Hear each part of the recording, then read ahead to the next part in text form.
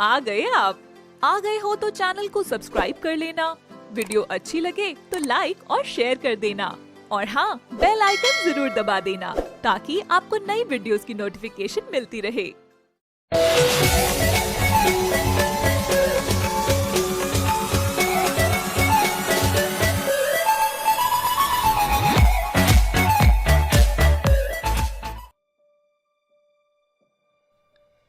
ये कहानी है लक्ष्मीपुर नामक गांव की, जहां आयान अपने माता पिता के साथ रहता था।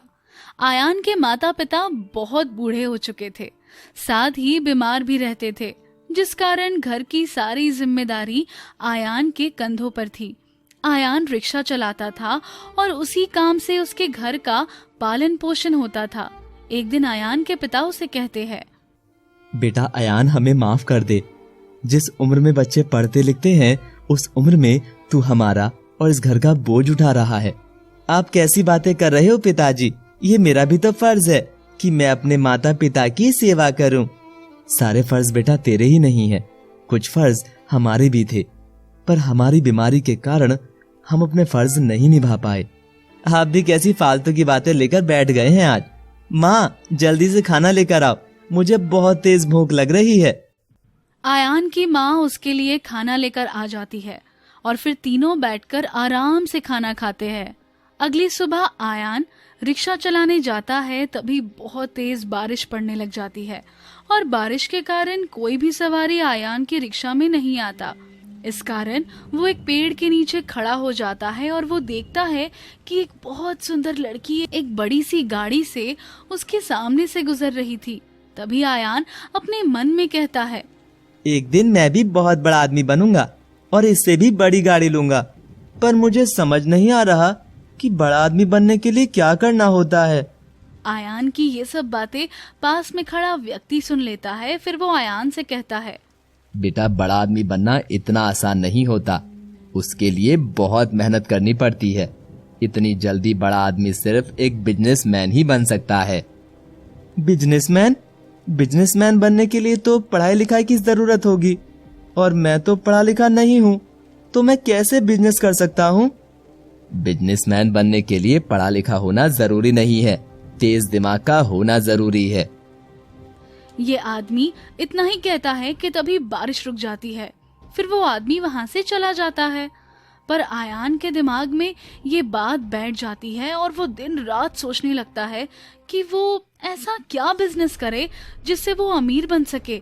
आयान इतना ही सोच रहा होता है कि तभी वो देखता है एक गाड़ी से सड़क पर लेटे हुए कुछ लोगों का एक्सीडेंट हो जाता है।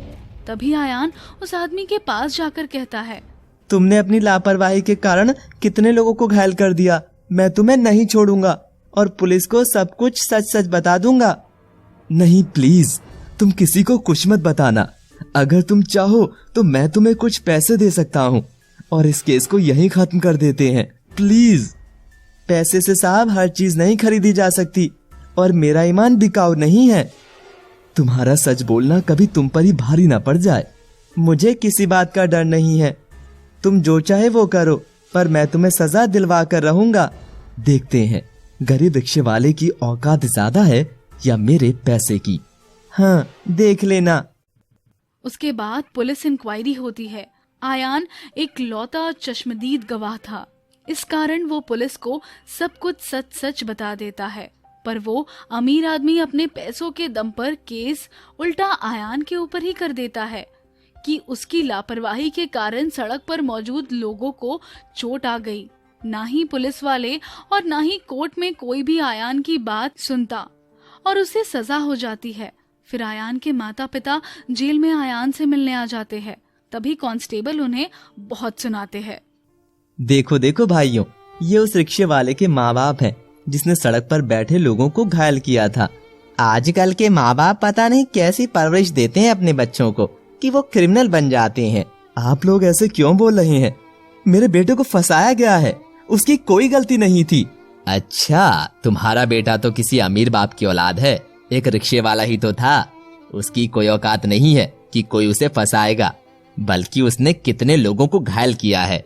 ये सब सुनकर आयान के माता पिता उससे मिलते हैं और अपने बेटे की हालत को देखकर दोनों की आंखों में आंसू आ जाते हैं। आयान बहुत बुरी तरह से घायल था, उससे सही से चला भी नहीं जा रहा था और आंखों और शरीर पर पिटाई के निशान थे। तब आयान की माँ उसे कहती है, ये सब क्या हो गया बेटा, हमें किस बात की सजा मिल रही है? सच बोलने की माँ, और प्लीज आज के बाद आप दोनों मुझसे मिलने यहाँ नहीं आओगे, आपको मेरी कसम। फिर आयान के माता पिता वहाँ से चले जाते हैं, पर अपने इकलौते बेटे को सजा होते देख और उसकी ऐसी हालत उसके माँ बाप सहन नहीं कर पाते और सदमे से मर जाते हैं। 2 साल सजा काटकर आयान जब जेल से बाहर आता है तब उसको पता चलता है कि उसके माता पिता इस दुनिया में नहीं रहे। फिर आयान सबको सबक सिखाना चाहता था और अपने साथ हुए नाइंसाफी का बदला भी लेना चाहता था, इसलिए वो दिन रात मेहनत करता है, पर फिर भी वो उस मुकाम तक नहीं पहुंच पाता। फिर आयान एक दिन सड़क किनारे बैठा होता है, तभी उसे वो बारिश वाले दिन वाला आदमी दोबारा मिलता है, जो आयान को देखकर उसे कहता है, क्या हुआ दोस्त, अखबार में तुम्हारे बारे में पढ़ा था और मैं जानता हूँ कि तुम्हें भी झूठे केस में फंसाया गया है। तुम ये सब कैसे जानते हो और तुम्हें भी का क्या मतलब है? आज से पहले भी ऐसा किसी और के साथ हुआ है क्या? हाँ भाई, मेरे साथ हुआ था, जिसकी वजह से मेरी बीवी और बच्चे दर दर की ठोकरें खाने लगे और एक दिन इस दुनिया को छोड़कर चले गए। इन अमीरों की करनी हमें भरनी पड़ती है और हमारा सब उजड़ जाता है। पर मैं अब ये सब बंद करना चाहता हूँ और उन अमीरों को दिखाना चाहता हूँ कि एक रिक्शे वाले की क्या औकात होती है। ये काम इतना आसान नहीं होगा भाई, कड़ी मेहनत और दिन रात एक करना होगा। मैं सब करने को तैयार हूँ, बस आप मुझे बताइए कि क्या करना है। हमें उनके तरीके से उन्हीं को फंसाना है। फिर दोनों एक योजना बनाते हैं। शाम को उसी अमीर आदमी के पास फोन जाता है कि उसके बच्चे को किसी ने कुचल दिया है। वो भागकर उस जगह जाता है और देखता है तो कोई बहुत बुरी तरह कुचला गया था। ये बता पाना मुश्किल था कि वो किसका बच्चा है, उसकी पहचान भी नहीं हो पा रही थी। सेठ फिर उसको अपना बच्चा समझ लेता है।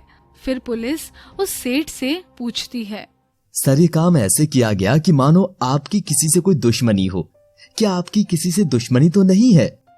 सेठ पहले तो मना कर देता है, लेकिन फिर उसे याद आता है कि वो रिक्शा वाला हो सकता है जिसको कुछ साल पहले उसने जेल में झूठे केस पर फंसाया था। पुलिस उसे गिरफ्तार करती है, मारती है और फिर सेठ पैसों से अच्छा वकील करता है जो ये साबित कर देता है कि बच्चों को उसी ने कुचला है। जज उसे सजा सुना ही रहा होता है कि तभी वो आयान का दोस्त बच्चे को लेकर आ जाता है। रिक्शा वाला जज को बताता है कि उस दिन बच्चा नहीं पिल्ला का एक्सीडेंट हुआ था, ट्रक से वो ही कुचला गया था। आपने ये सब क्यों किया? सर कहते हुए बड़ा दुख हो रहा है, पर आजकल पैसे से इंसान सच को झूठ और झूठ को सच बना देते हैं। इस सिस्टम की वजह से मेरे माता पिता मर गए, इस सिस्टम की वजह से मेरी जिंदगी खराब हो गई। अब मुझे भी सिस्टम ने अपने जैसा बना लिया। खुद को सही साबित करने के लिए मैंने भी आज झूठ का सहारा ले लिया। आखिर कब तक लोग पैसे के दम पर गरीबों को अपने गुनाह में फंसाएंगे? क्यों गरीब को अमीर की करने की सजा मिलती रहेगी? और ये सब बस ये दिखाने के लिए था कि आपका सिस्टम कैसे पैसों के आगे बिका हुआ है। इंसान और कुत्ते के बच्चे का पता भी नहीं लगाया और सजा दे दी। उसके बाद जो इस गलत केस में शामिल था उसकी नौकरी चली गई और सेठ को सजा हुई। मानहानि के केस में रिक्शा वाले को मोटा मुआवजा दिया गया, जिससे अब वो और लोगों की मदद करने लगा।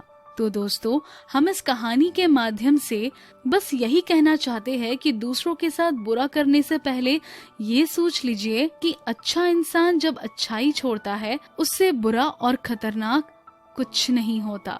हम ये नहीं कहते कि सभी अमीर या सब लोग बुरे हैं, सारा सिस्टम खराब है, पर कुछ गलत की वजह से सब बदनाम है। बस तो अच्छा करिए, आपके साथ भी अच्छा होगा। बुरा करोगे तो बुरे की उम्मीद ही रखिए जिंदगी से। तो चैनल को सब्सक्राइब कर लेना, वीडियो अच्छी लगे तो लाइक और शेयर कर देना और हाँ, बेल आइकन जरूर दबा देना ताकि आपको नई वीडियोस की नोटिफिकेशन मिलती रहे।